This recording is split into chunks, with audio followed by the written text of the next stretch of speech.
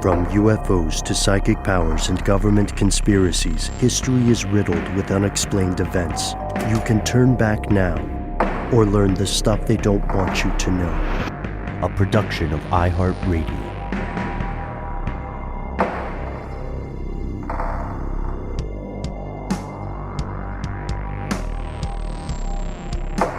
Hello, welcome back to the show. My name is Matt. My name is Noel. They call me Ben. We're joined, as always, with our super producer, Alexis, codename Doc Holliday Jackson. Most importantly, you are you. You are here. That makes this the stuff they don't want you to know. It is the top of the week, and as is our wont. Fellow conspiracy realist, we return to you from the weekend with some strange news. We're going to learn about volcanic eruptions. We're going to order some pizza. We're going to go into the air and fly the friendly skies. But before we do that, just a quick update, just like 30 seconds as we were talking off air. You guys remember we talked about superpigs earlier? Of course. Mm-hmm. We just learned that Minnesota is bracing for an invasion of feral or super pigs, and state lawmakers and several state agencies have started going into disaster modeling, like planning for widespread porcine invasions. Well, congratulations to y'all. Got to get those elephant guns on the ready, you know, to contend with all those feral hogs. That's a lot of the conversation that's happening now. We have a lot of listeners out there in Minnesota. So folks, stay safe. Let us know your experiences. And as a listener pointed out previously, no, the bacon is not good. So just do be aware of that. Just a little radioactive, right? It's probably fine. No.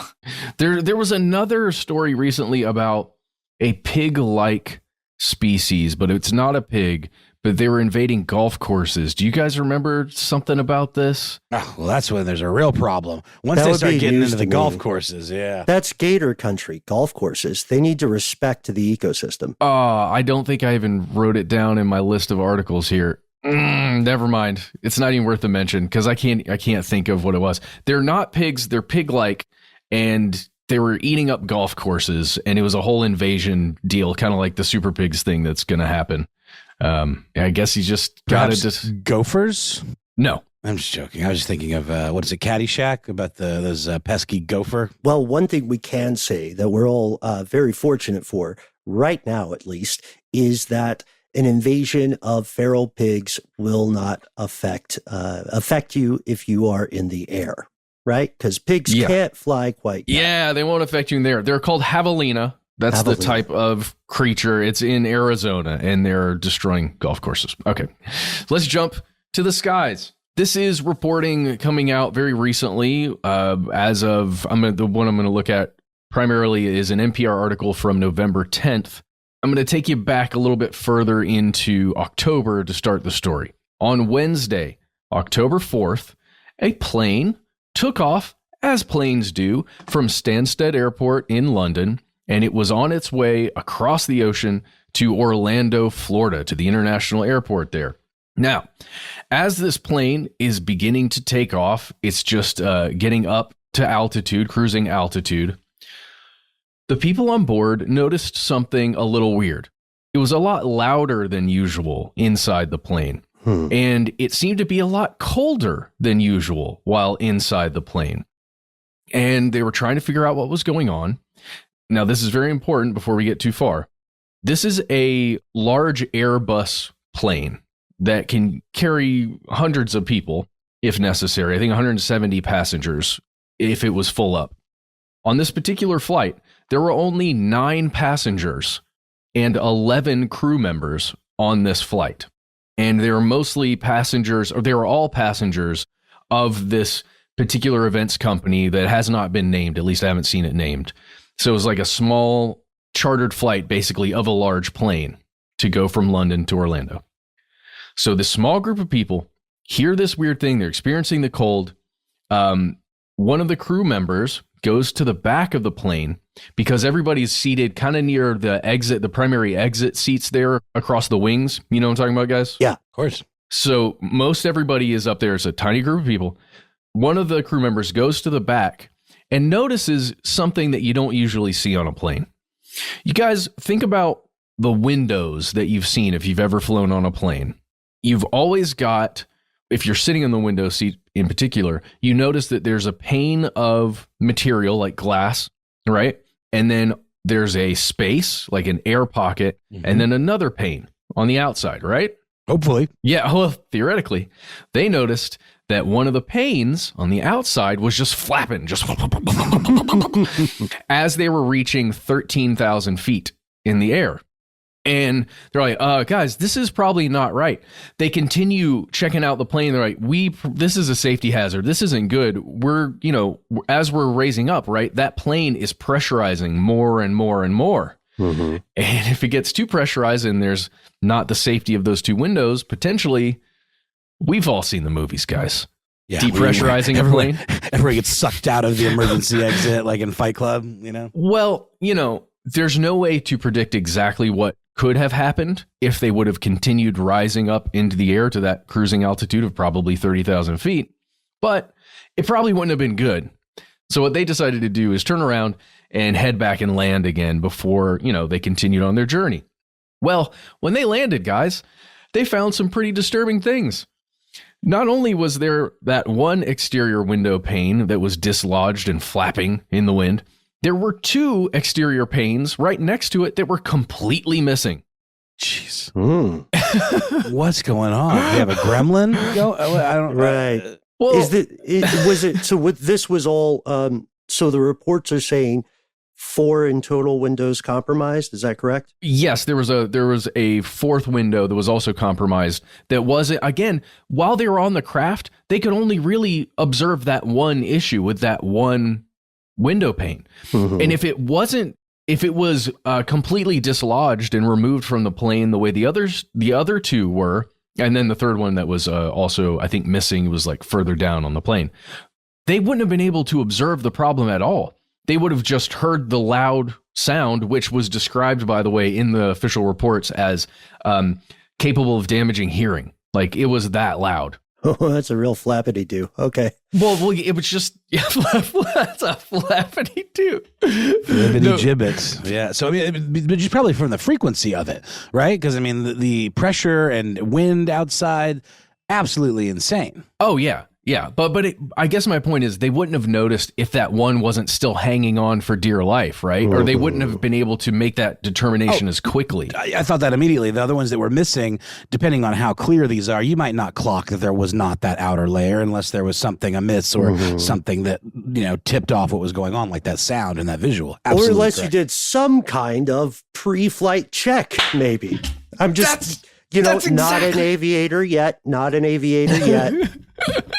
So that, for me, that's what this whole story is about, right? Don't the pilots, there's usually a team of 2 or more pilots that are on a flight, especially a commercial flight.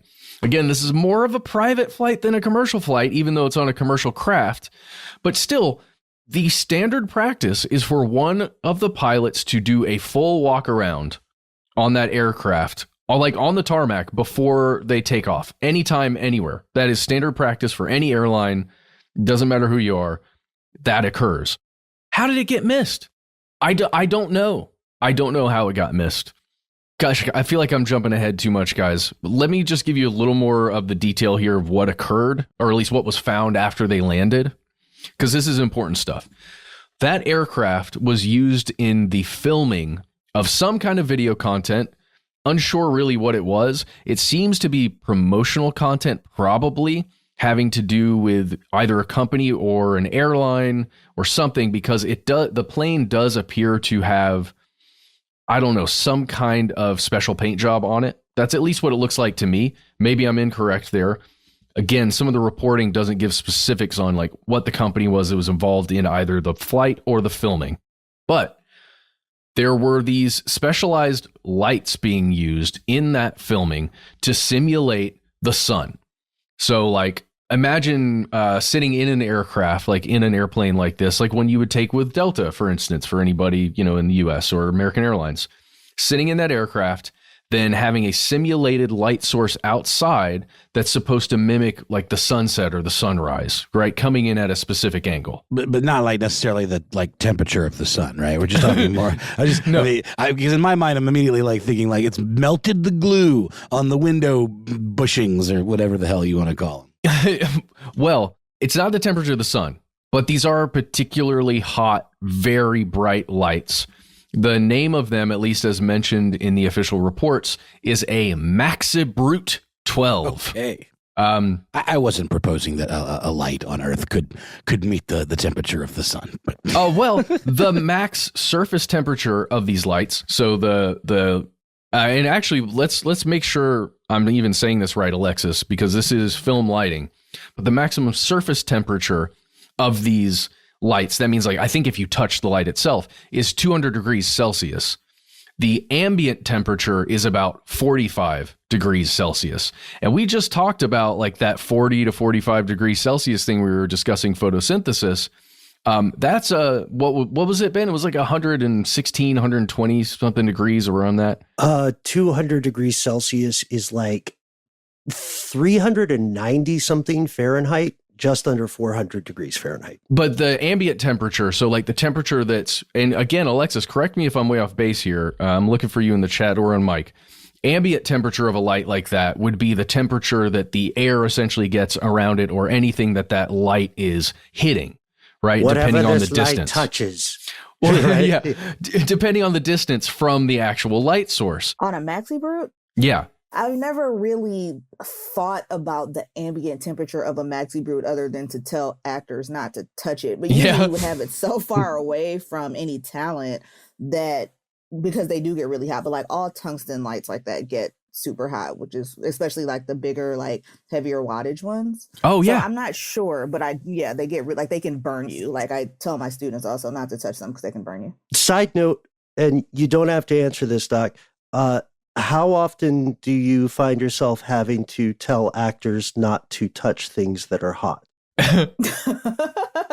Well, and I don't know how much in depth you all want to go about lighting and set lighting right now, but I mean, tungsten lights are getting a little bit less common as LEDs, which are cooler and last longer. Yeah, but they also have like more of like a clinical look to them compared to tungsten lighting, because tungsten is actually, on fire, like the filament is on fire. Yeah. With a certain warmth. I have a little lighting kit that I bought years ago, like a Lowell or something like that, and even like the key light on it, it looks like the stove, like it looks like the rings on an induction stove. Like it's surrounded by a cage, but even if you put your hand close enough to it, it'll burn you like a car cigarette lighter. Yeah, no, you have to wear gloves. Like we have like specific gloves that we wear, even like to adjust the barn doors, for example, that go on the front of the light. But like you have to turn it off and let it cool down before you move it, or you have to use these hot hand gloves because they get super hot.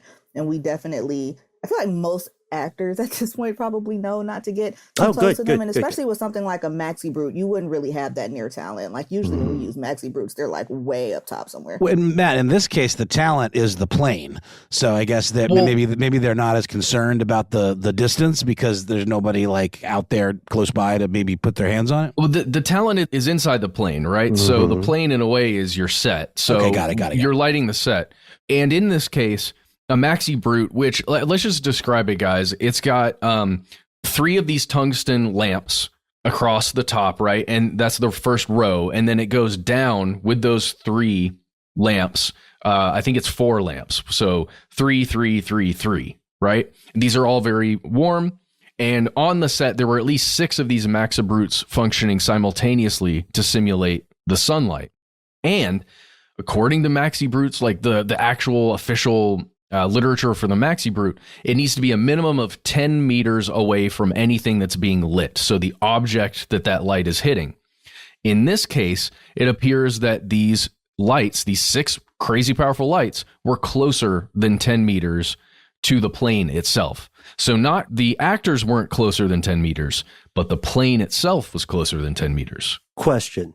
Yes. Is it possible that during the filming of this thing, some of those outer panes could have been removed for any reason and then reinserted incorrectly? That doesn't strike me as a particularly removable part, though. Like, it seems like it would be bound with some serious adhesive, or like, I just don't know how easy it would be just to pop those off. My initial impulse was like, there was some adhesive that was melted or damaged. According to the report, there is foam, or if you just imagine like a sealant, right? Like sealing foam. There was foam that was melted, found on the plane, where that thing that should have kept it on there didn't keep it on there. And super important fact, in a later runway inspection of that Stansted airport, a shattered window pane was found just on the runway. Ooh, so boy. It seems likely that the scenario here is that during filming, it melted some of the components of those exterior windows where that light was hottest, and then somebody missed during an inspection after it wasn't even that long after the filming that they ended up flying that plane. Oh gosh, I might get it wrong. I don't want to get it wrong, but it was, imagine filming at night and then sometime the next day flying out from that airport. And Matt, I was looking up on cinelight.com this device, and it comes in a range of 4,000 watts to 24,000 watts. Did you mention the wattage already of this one? They're basically like a set of 1,000-watt tungsten fixtures, and you put them in an array. So their wattage is based on how many of the actual lamps you have on that array. You have, for example, Maxi Brutes that are 9,000 watts because they're 9,000-watt fixtures connected on a grid together, basically. And you can just keep adding them to get more and more wattage, depending on what you need. So these are, it's an array of 12 per light fixture, or light, per light that was being used, right? And then there were 6 of those. So 12 times 6, that's your ultimate wattage that you're getting there. But no depressurization. Oh, no depressurization on the plane itself while it reached up to 14,000 feet. But who knows what might have happened if it had continued on, right? The big question is what would have happened. Guys, there's so much more to cover here, but we have to move on. The big deal is nobody caught this thing during an inspection, which is crazy. There are so many pre-flight checklists that every plane has to go through, but they're primarily done by the crew and specifically the pilot team. That is done from the cockpit, right? Checking systems. It isn't necessarily checking the plane itself, like the exterior of it. That's done by the single pilot that usually gets out and looks on the tarmac. But guys, this is stuff that I didn't know. And Ben, as you go on that journey to get your pilot's license, it would be really interesting to delve into this a little more, because there's stuff that's being done right now where, imagine if you take your car in, right, to the shop. You've got a certain mileage that you're going to get specific things done, like a tire rotation, oil change, all that stuff, right? Well, with planes, they've got a pretty similar maintenance schedule for when it actually has to go into a hangar, and you got to spend hours and hours, if not days, inspecting that plane to make sure it's flight ready.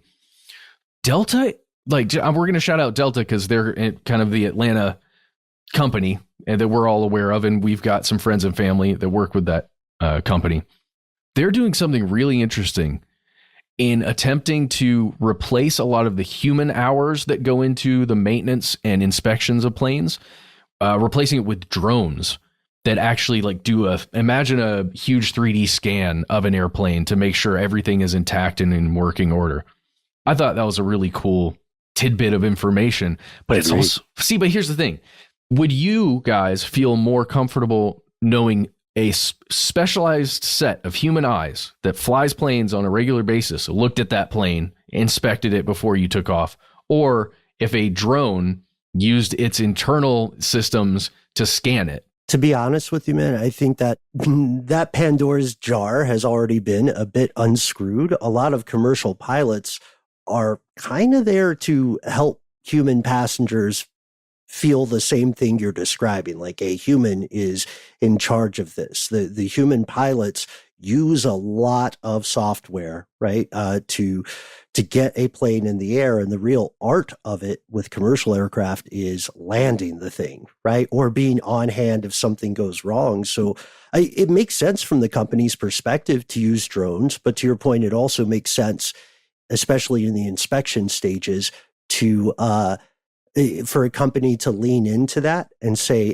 our craft are inspected by actual people every time we fly. Last thing I'll say, dude, if you drive a car, by the way, you are supposed to and no one enforces this, but you're supposed to give yourself a 4-point check on the exterior of the car every time you drive it. Yeah. Every time. Oh my God. Well, that's why Wait, you guys don't do that? Well, it's weird because it's become like a 3 or 2 point inspection now because of the systems like the tire pressure gauges that now exist that are supposed to be smart and will alert you of things like that. Mm-hmm. But come on, man, you can't trust those all the time. My old car would give me false readings all the time, and I had to replace the sensors. Go bad all the time for sure. Anyway, just I have a sensor on my car that even right after, like, I'll fill the tires up and reset it, and it comes back on every time. But I've just refilled it, and it's a brand new tire. So it's like, yeah, is that on my priority list to get that sensor fixed if I'm actually keeping an eye on my tire pressure? Probably not. But for some people, they might not be keeping a close eye on their tire pressure because they depend on the sensor. Well, just look out for all this stuff. Keep your eyes on those windows next time you're in flight, and don't think about this story. We'll be right back after a word from our sponsor.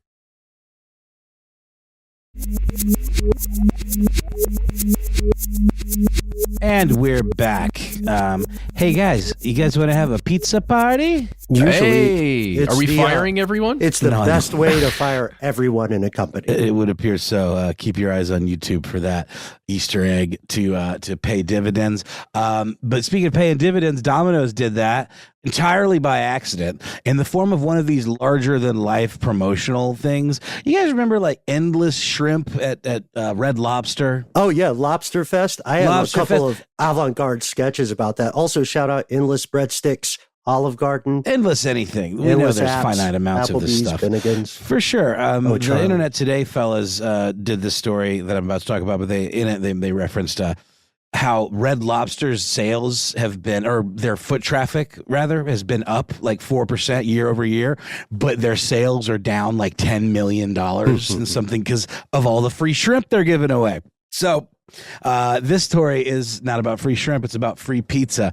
And Domino's, in the age of like clever social media marketing campaigns and all of that, came up with something called emergency pizza.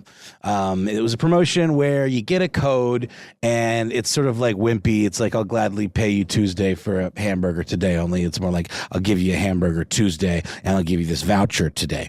And it was a code, like a code that you could redeem online because more and more people are ordering their pizzas online. They want you to use these apps. It's all of this way of keeping you kind of in this proprietary ecosystem that these companies have. And someone made a mistake somewhere along the way. Someone made a little oopsie, and apparently these codes were good for indefinite use, even by a single person. No. Yeah. Well, not anymore, right? Oh no, they've shut it down. Shut it down. No fun. Burn it down. The emergency pizza program failed spectacularly when some eagle-eyed Redditors and Instagrammers and people that like there's a whole community of people that share coupon codes online, and there's like websites that you can go to get the coupon codes, and there's even like I believe services like Honey is an app, yeah, where it'll like automatically apply a discount code to your shopping cart, like if you're doing online shopping or whatever it might be. So this is one of those, and a guy named Wario64, which is fun, who is apparently a deal sharer on X. I just have to start saying it. I'm just going to say Twitter. On Twitter, he shared this code or a screenshot of the code being applied, proving that, yes, in fact, you do get a free pizza with this code.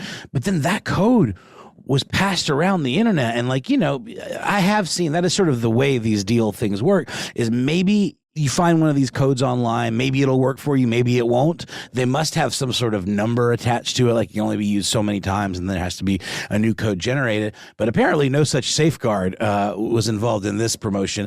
And employees at Domino's pizza franchises across the country reported individuals coming in with like 10, 20, 30 pizzas at a time. Creating just absolute chaos in the form of long lines, backed up order queues, all the hits. And to the point where, like, there's a really great quote from Domino's management. A lot of this chatter, by the way, took place on, apparently, I don't know if it's official, but there is a Domino's employee subreddit where folks from across the Domino's franchise world can communicate. And I don't think it's inherently like negative. It's just like, here's stuff that's going on. Be on the lookout for this, whatever. Here's what came from a text, actually. This was not on the subreddit, but we'll talk about that in a minute. To an employee saying, from one of the managers, quote, "Don't make any free pizzas. Cancel them. As soon as one pops up on the screen, check and see if it's a free emergency pizza. If it is, cancel it ASAP." But somehow this thing was able to run rampant for like a long time. And some employees on the subreddit were saying how it eventually became really suspicious. So like one employee looked at like order queues, and you can like place future orders for pizzas. Like you can schedule them. And people were placing scheduled orders for pizzas like for weeks ahead using the same coupon code. Dude, pizza in perpetuity? Yeah. Amazing. I mean, what a deal. What a steal. That's the real PIP, isn't it? It would seem so. So, yeah, apparently managers were just panicking and messaging, employees and folks up in the C-suite, the D-suite, whatever, were not particularly helpful or receptive. They didn't really have a plan for this. It was obviously... It originated with them, and this is exactly the kind of like, ham-fisted promotion that when it goes badly, who suffers? It's the employees who aren't making that much money, who are the ones who are dealing with angry customers coming in, angry that their free pizzas aren't ready. Apparently, some stores took to calling customers and saying, "I'm sorry, we're not going to fill your order." The person that commented in the Kotaku article by Zach Zweisen, that they interviewed this fellow. I think this actually was specifically a DM question and answer session with this guy. Said that generally people were not like enraged when told their pizza orders would not be fulfilled, because they kind of knew they were doing something wrong after a point where they'd already gotten you get one free pizza. That's great. Free anything is great. But then the same code works again and then again and again. I mean, come on, folks. At some point, you're just being greedy. I mean, how much pizza can you really eat? Like, you guys order a large pizza in recent times? I mean, even if you got like a family, that stuff ends up in the fridge, and I like to freeze it actually so that I don't, midnight snack, fat kid, eat that stuff. So it's very weird. It honestly seems more like a flex than it is like, we're going to actually eat all this pizza. Where are they? What are they doing? Are they reselling it like on the street? Like, I just got to wonder. You could send it to different addresses. That is something that's like a little bit of activism, digital guerrilla tactics people have used in the past. Order a bunch of people. That's sort of the opposite. Order a bunch of pizzas to someone's address. Yeah, but that's like the opposite though, because these are free pizzas. That whole grift only works if the folks are on the hook to pay for them. That's sort of the prank, right? Is that you order a bunch of pizzas and like the bill's $200, but if you're sending them free pizzas, it's more like, hey, free pizza. That's more like that's the grift part is sort of the Sith Lord or dark side version, but the Discordian charitable version this is a spin would be giving I like that. Free pizza to people who need it. I do like that. Which was Domino's original idea. Unfortunately, it just backfired. I blame student loans, man. Sure. For sure. I do hope that some of these bros carrying, armloads of pizzas were going out finding unhoused people and just giving them tons of pizza, or like setting up like tables, in places where there's a lot of like traffic for, unhoused people, and like, just giving away free pizza. I'd be cool with that. That was not reported on. I kind of doubt that happened. Seems like the people that would capitalize on this kind of exploit would not be folks that would be thinking about that kind of thing. But I don't know. There's no number in the article that we know of yet either that indicates just how much money Domino's lost on this. From the reports, hundreds of pizzas being, sold, quote unquote, out the door in a matter of hours, probably quite a lot. We'll have to see. Oh, by the way, some of the comments on the employee Reddit were very negative. One is, Domino's is an awful company that is bad at basically everything. They don't know how to increase business because they don't understand what the problems are. Ooh. Sick burn and probably accurate, because if they're the ones that came up with this and then they let it run wild and absolutely make the lives of their already seemingly disgruntled employees a living hell, it does seem like they maybe could focus on other things and not these kind of pie in the sky promos. Pie in the sky. Nice. Hey, pizza pie in the sky. Ben's pun was so quick and sharp that it took me a second to even wrap my head around. It was your pun. Yeah, I didn't make it on purpose though. It was an unintentional pun, and you pointed it out. Group pun. Group pun. Can we do that as like a group hug? It's like Groupon. Mm-hmm. Damn it, I missed it again. I think I've got brain fever. Guys, I just went to Domino's.com. And there is a pop-up on the front of the website. It just pops up and it says, order now and get a free Domino's emergency pizza to use next time. Limit one per customer. It reminds me of that. Case. What was it? Leonard versus PepsiCo, where they had this advertisement for Pepsi points. And in the commercial, the implication is that if one amasses a large enough degree of Pepsi points, you will be able to yourself buy a jet. And some guy got the Pepsi points.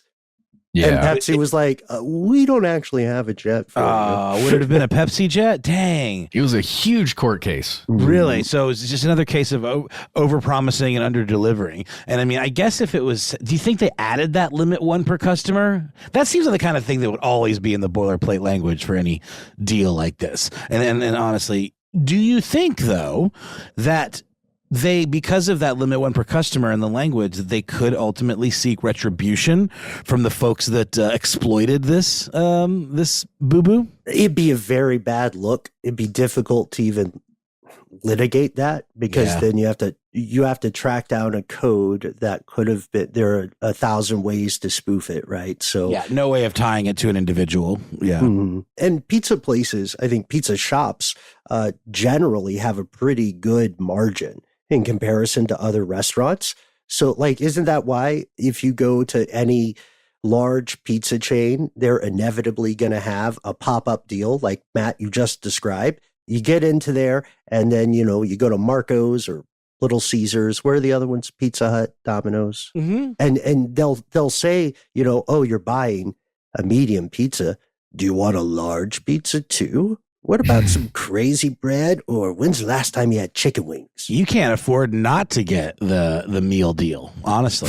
And that's frankly kind of true, because if you look at what the price, in some of these deals, you end up paying less for the massive, smorgasbord pizza deal than you would for a single unit of pizza. And that's by design, because they want to move as much of that stuff as possible. They know what the raw materials cost. They know what the labor cost. One would hope. But the Internet Today fellows also pointed out, when it comes to deals like this, especially with the Red Lobster example, where they're losing all this money, isn't someone doing the math somewhere down the line about like, how is this going to shake out for the bottom line? Guys, okay, I'm going to do some math for you right now. You ready? Yeah. I just tried to order a medium 2-topping pizza from my local Domino's. According to my cart on my website, that would cost me, as a customer, $16.49. Now, according to what I'm seeing online, it only costs Domino's $1.30 to make a medium pizza. So, like, think about the margins of profit they're making each time they sell a medium pizza.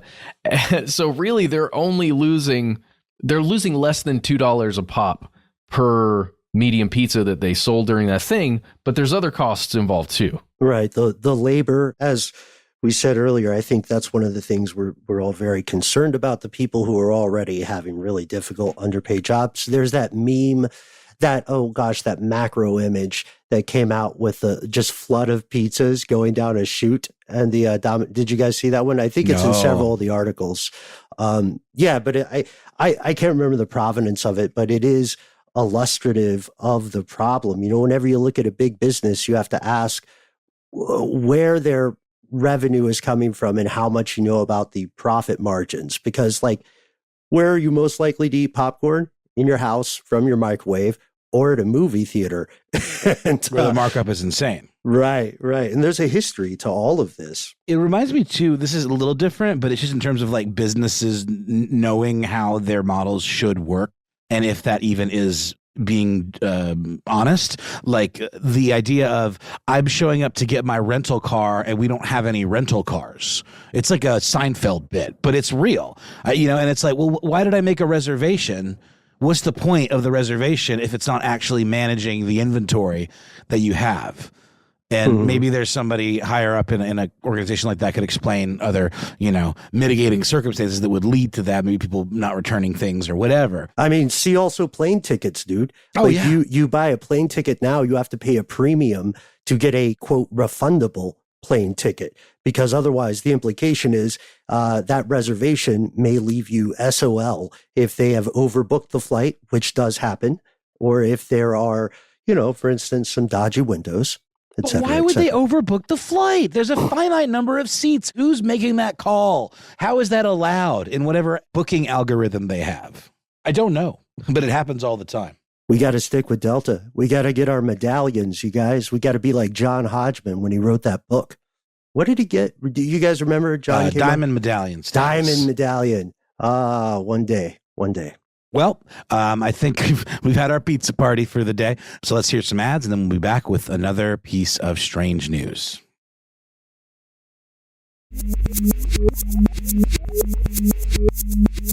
And we have returned, folks. We're going to explore something that doesn't quite have an answer yet. And this is with a big thank you to a lot of people who have reached out through one medium or another to ask about what appears to be an escalating pattern. The question, are volcanic eruptions on the rise?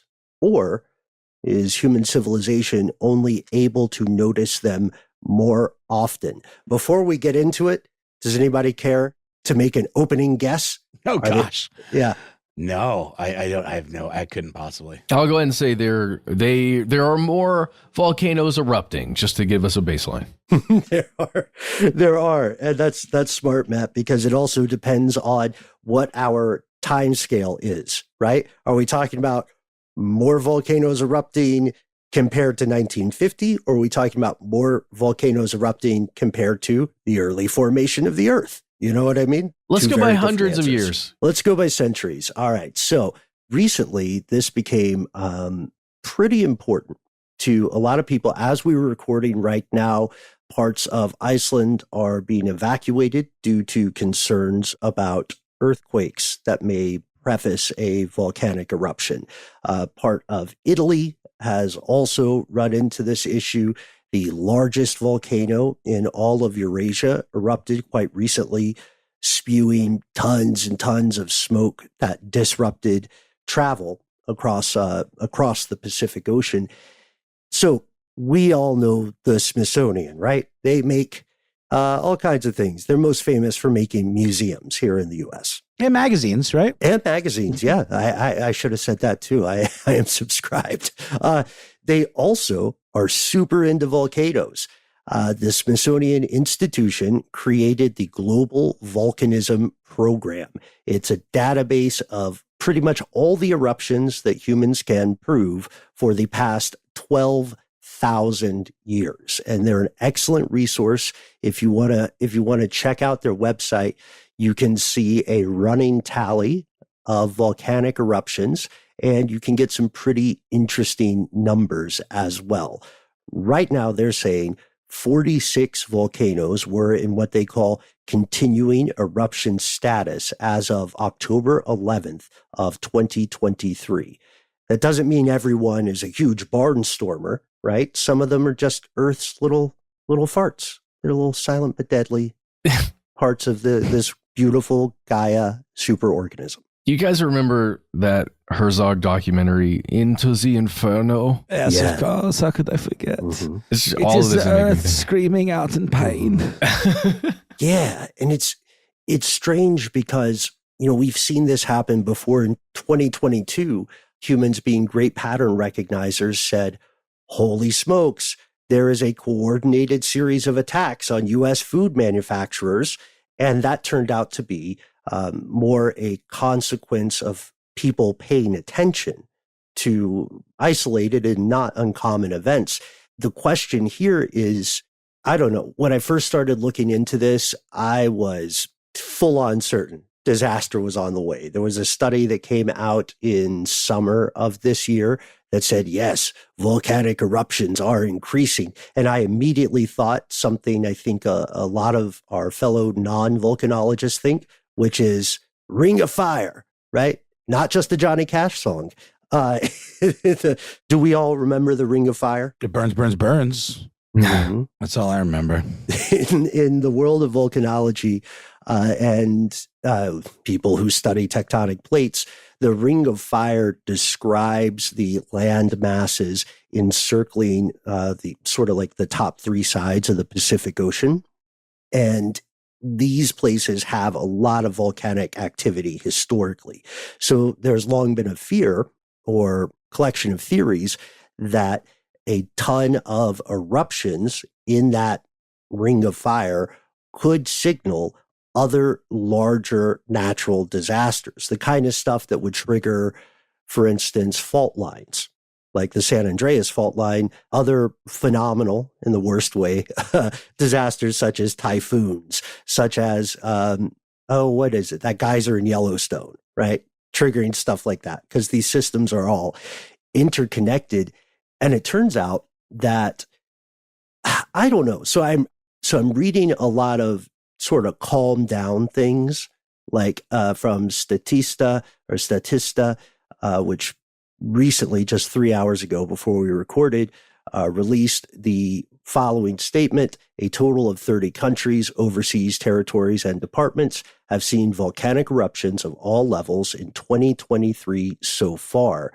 And they're pointing out that, yes, there are definitely eruptions, but then you go to things like a Mashable article by Mark Kaufman, who says that we as a civilization might just be noticing more and connecting patterns where patterns may not necessarily exist. Kaufman does an excellent job of pointing out some work from the Smithsonian and the GVP, which says basically this: hey guys, Earth is a volcanic place.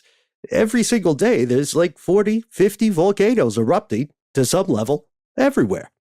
We just don't notice all of them because a lot of them are in very remote places. So if a volcano erupts in an empty forest and no one's there to hear it, did it explode? Yeah, no one's there to be frozen, clutching their infant child in statue form to be viewed by tourists 1,000 years later. Or practicing the sin of Onan, which 100%. Is the fanciest way to say masturbating. Absolutely. Oh, embarrassing. But no, I mean, we certainly hear about volcanoes erupting or people living around active volcanoes and all of this stuff. But we don't hear often about catastrophic volcanic eruptions because those are just a little fewer and farther between, right? Like you can plot them on a historical graph and like, what are we talking? Dozens? Certainly not as massive and deadly as like Pompeii, and probably more than dozens. But what would you say, Ben, if we looked at like 1,000-year timeline, like how many bordering on,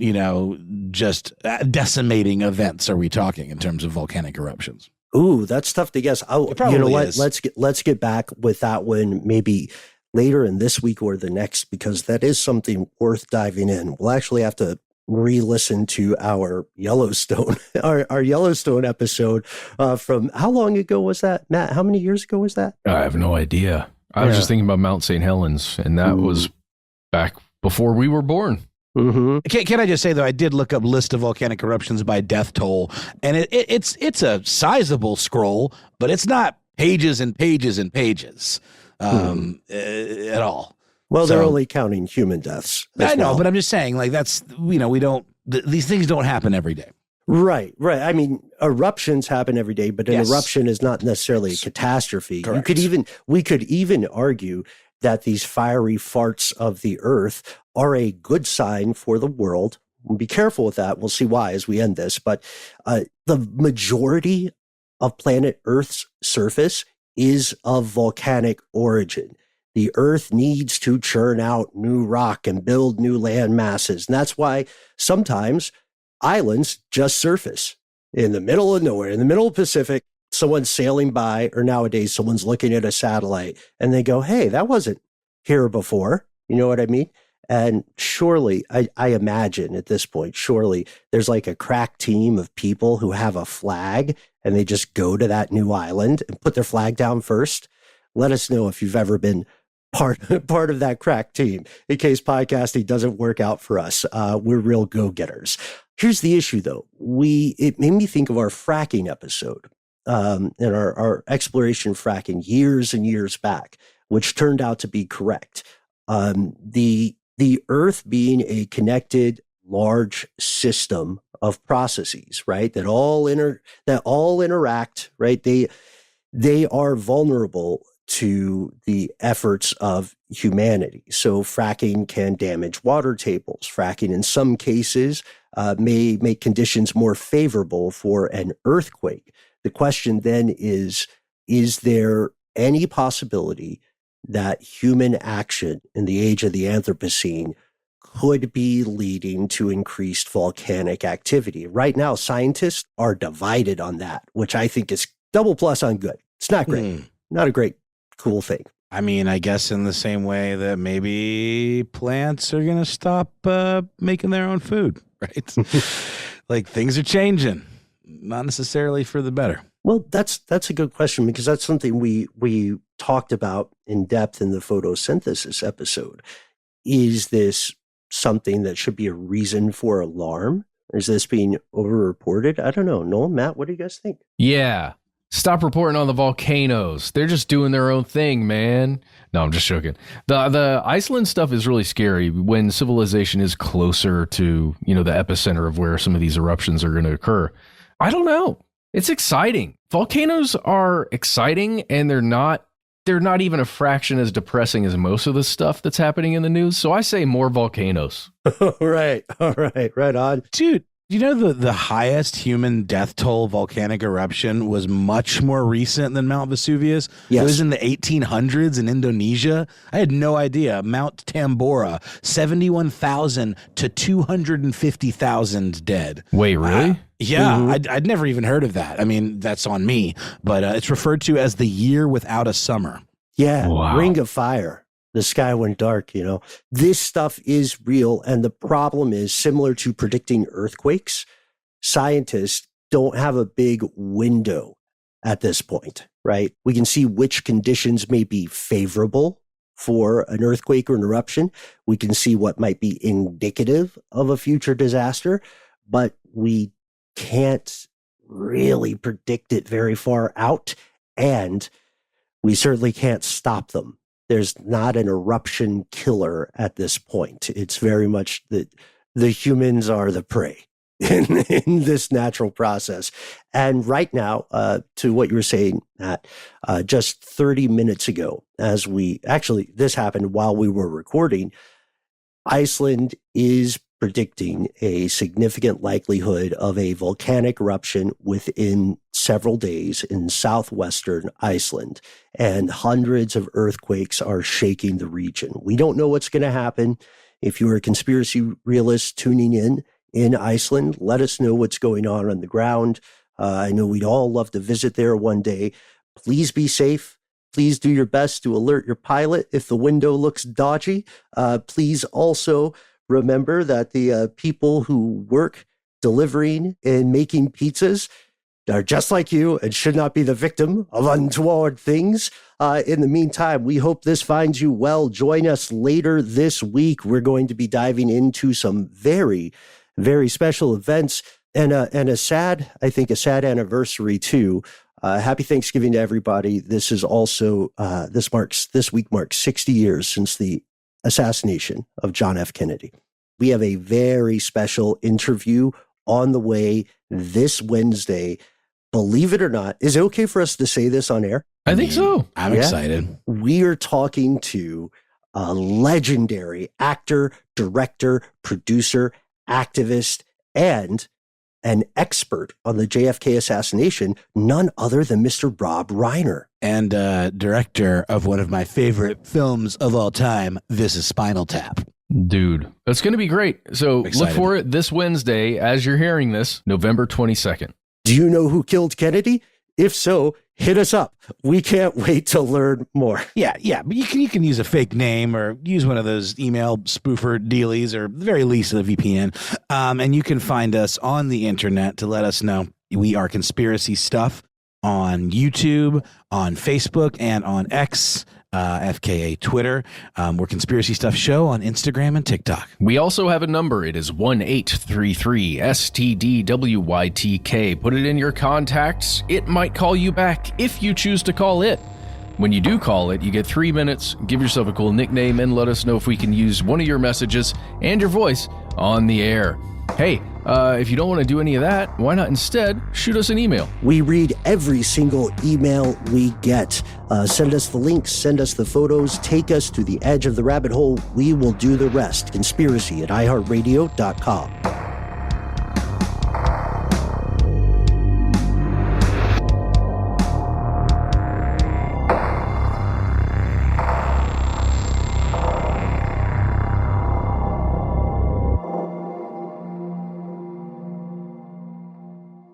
Stuff They Don't Want You to Know is a production of iHeartRadio. For more podcasts from iHeartRadio, visit the iHeartRadio app, Apple Podcasts, or wherever you listen to your favorite shows.